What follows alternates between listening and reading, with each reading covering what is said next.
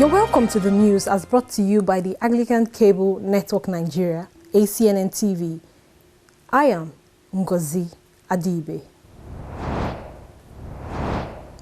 President Muhammadu Buhari on Tuesday in Daura called on Nigerian youths, particularly those from the southeast, to take their minds off the actualization of Biafra and promote national unity. Receiving over 100 National Youth Service Corps members serving in Daura local government area in his residence, President Buhari pledged his unalloyed commitment to the unity and prosperity of Nigeria. He urged them to remain focused in life, pursue their dreams, and reject those fanning embers of discord and disintegration of Nigeria. Speaking specifically to corps members from the southeastern states, the president said, "Tell your colleagues who want Biafra to forget about it." The president, who specially recognized corps members from the Niger Delta and southeastern states serving in Daura, praised the vision of former President Yakubu Gowon in setting up the scheme in 1973. The president said that the scheme has creditably promoted national unity and cohesion by exposing young people to the uniqueness and cultural diversity of Nigeria. Residents of Koi community in Jaba local government area of Kaduna State have begun fleeing their homes as Sunday's tremors continued into the early hours of Monday. The frightened citizens had kept vigil and at dawn staged a protest calling on government to immediately come to their aid. The district head of Father in charge of Koi Central, Dr. Stephen Sonny, particularly appealed to the Kaduna State government to commence a swift investigation into the occurrence.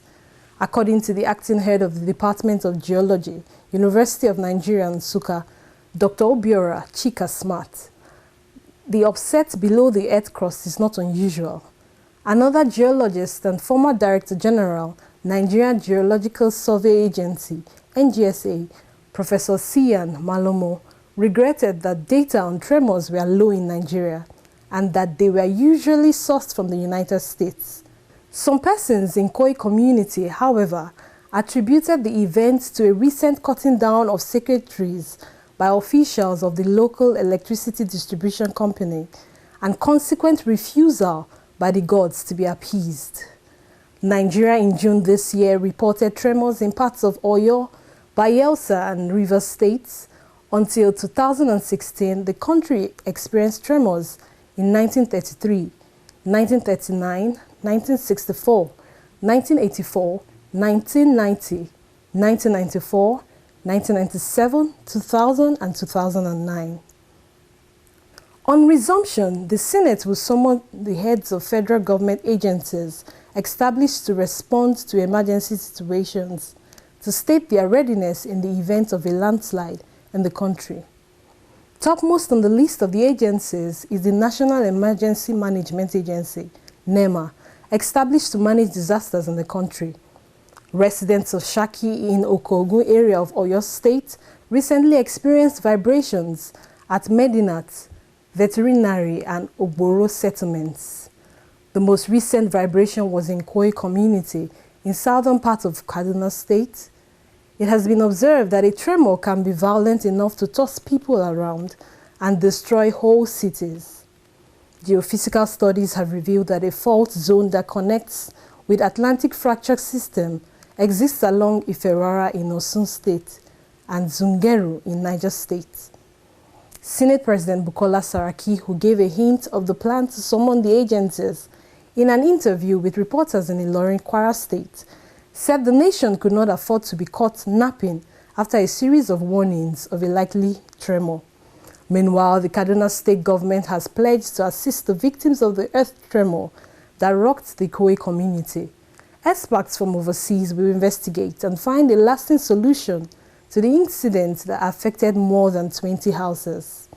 It was learnt that the tremor, which continued on Monday night, has made almost half of the residents of Koi town to flee for safety.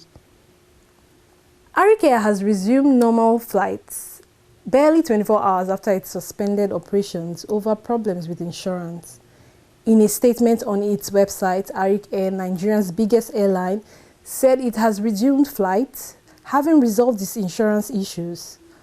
The company also said that it's in the process of changing its airline liability insurance providers. The statement reads that members of the public and customers are advised to discountenance the disparaging allegations, unsubstantiated and uninformed claims about the airline's inability to meet its financial obligations to aviation fuel marketers and a purported withdrawal of insurance services to Arik Air by its insurance. It said that while the current scarcity of aviation fuel has impacted on the operations of airlines in the country, Arik Air is in good standing with its fuel suppliers and have been meeting its obligations to them and to its insurers. The airline apologized for the unfortunate inconvenience caused to its customers by the suspension of flights and reassured customers of expedient rebooking of their flights.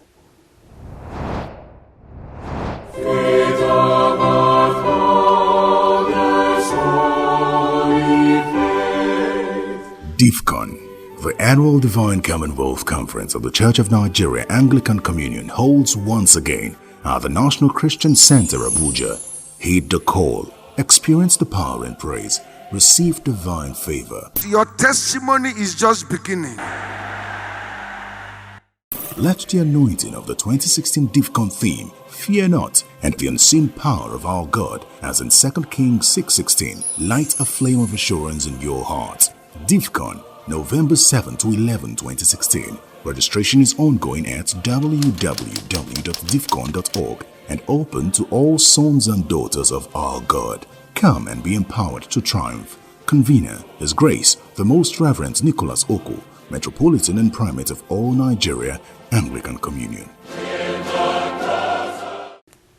And now to foreign news.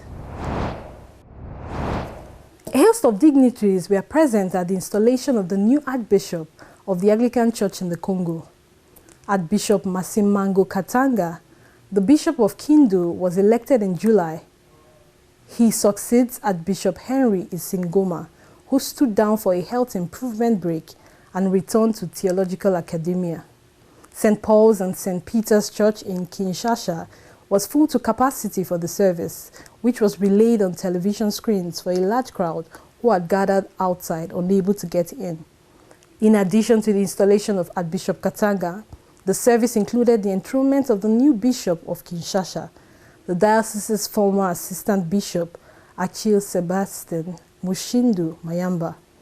The former Primate of Tanzania, Archbishop Donald Tetemela, preached a sermon in which he spoke about the need for faithful leaders to respond to the social, security, and political challenges in the world.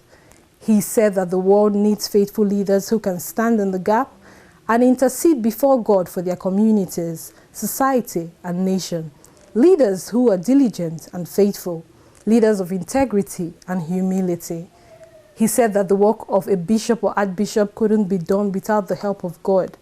In addition to senior members of Congolese society, the service was attended by a number of diplomats as well as Anglicans from outside the country, including Archbishop Thabo Makoba, Primate of Southern Africa, Archbishop Stanley Ntagali, Primate of Uganda, the Reverend Canon John Kafwanka, the Anglican Communion's Director of Mission, church leaders from the US, UK, and Australia, including representatives from the Church Mission Society and the Mothers Union.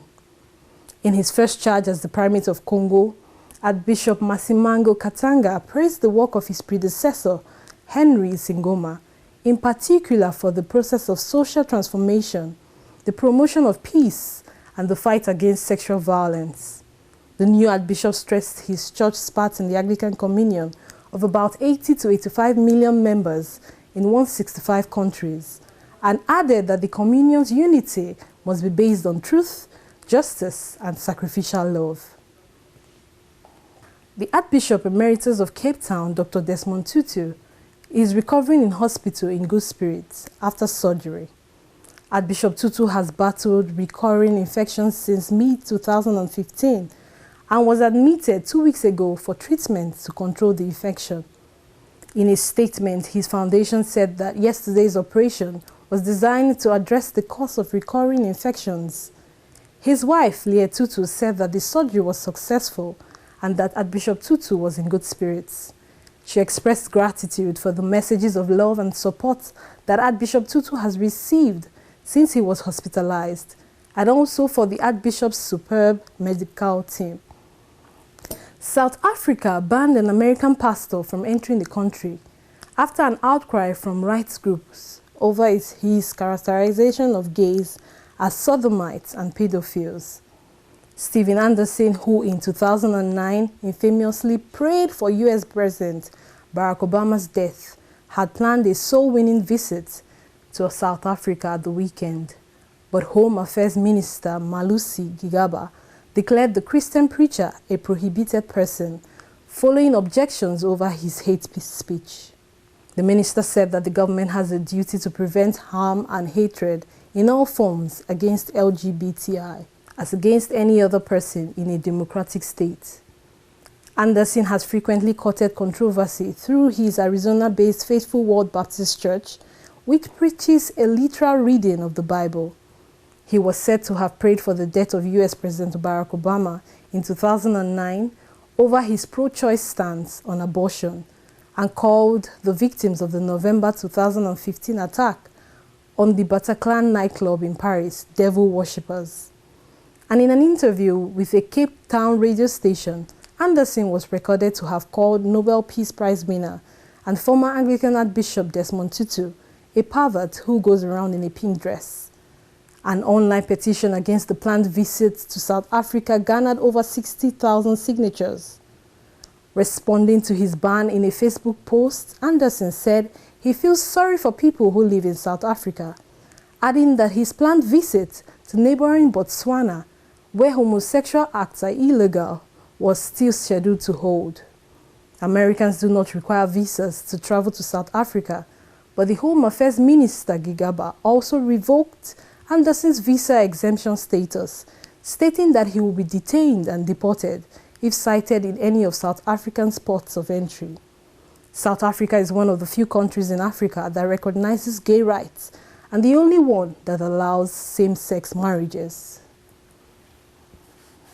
According to the chairman of the GAFCON UK task force, Andy Lyons, they welcome and are very encouraged by the chairman of the GAFCON Primates Council's recent August letter. And in the letter, Primate Oko states that the greatest cause for concern continues to be the British Isles.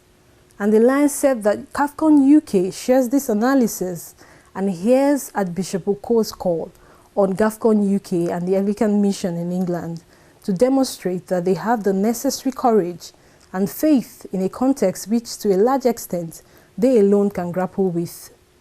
The chairman stated that GAFCON UK was recently reconstituted precisely to meet the challenges that Archbishop Oko outlines, and is committed to grappling with the departure from orthodoxy in the UK. And now to sport news.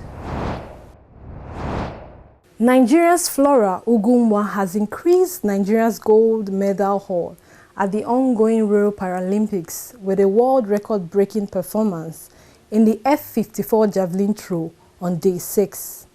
Making of Champions reports that the 32-year-old broke Tunisia Hania's ID's world record of 18.86 meters set at the IPC World Championship in Doha last year. Ugunwa furthered the mark by almost 2 meters, throwing an impressive 20.25 meters in her third attempt. Her throw also broke Li Wanyang's Paralympic record of 17.89 meters set at the London Games 4 years ago. ID, who took silver, set a personal best of 18.88 meters to take silver, while South Africa's Ntobizanele Situ won the bronze medal with a personal best of 17.90 meters. Former PR holder Yang finished in 4th place with a 17.52 meters throw. Ugunwa's win takes Nigeria's tally of gold medals to 7 and is the country's 10th medal overall at the Rio 2016 Paralympic Games. Former Nigerian World Cup star Mutiu Adepoju has been appointed by the Spanish top flight to promote La Liga in Nigeria, where the English Premier League is the big draw. The 45-year-old, who spent more than a decade in Spain, playing for the likes of Racing Santander, Real Sociedad and the Real Madrid reserve team, confirmed that he has been appointed La Liga manager for Nigeria. Adepoju said that the EPL has the edge right now, but they want La Liga to be much more visible because Africa is a big football market. He said that in 2 years, they hope to be the market leader with the biggest media visibility in Nigeria.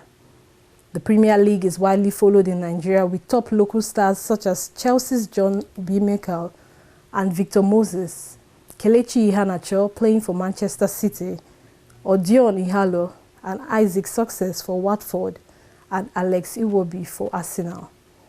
But unlike the Adepoju generation, which boasted many names in La Liga, Granada defender Uche Agbo is now the only Nigerian star playing regularly in Spain. The Football Association of Zambia stunned Chipolopolo supporters when it replaced acting coach of the team, George Luwandamina, with another interim trainer, Wetsin Yirenda, instead of naming the substantive coach as it promised earlier. Before his appointment, there were speculations that FAS would name former South African coach Gordon Igesund as the national team's substantial manager.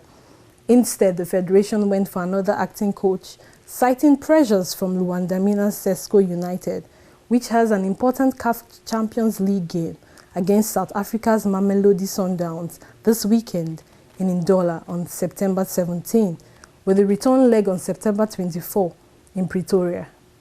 However, even with the coaching change in his team, Chipolopolo's captain, Rainford Calabar, still believes that Zambia has every chance to qualify for the Russia 2018 World Cup from Group B. Group B comprises of Nigeria, Algeria, Cameroon, and Zambia. Zambia, like Nigeria, failed to qualify for the 2017 Africa Cup of Nations after coming third in Group E that contains Congo, Kenya, and Guinea-Bissau that won the group. They have never qualified for the World Cup since its inception in 1930.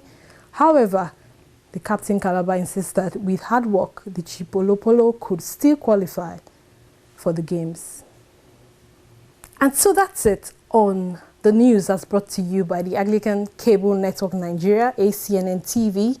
We thank you very much for watching. I am Ngozi Adibe. God bless you.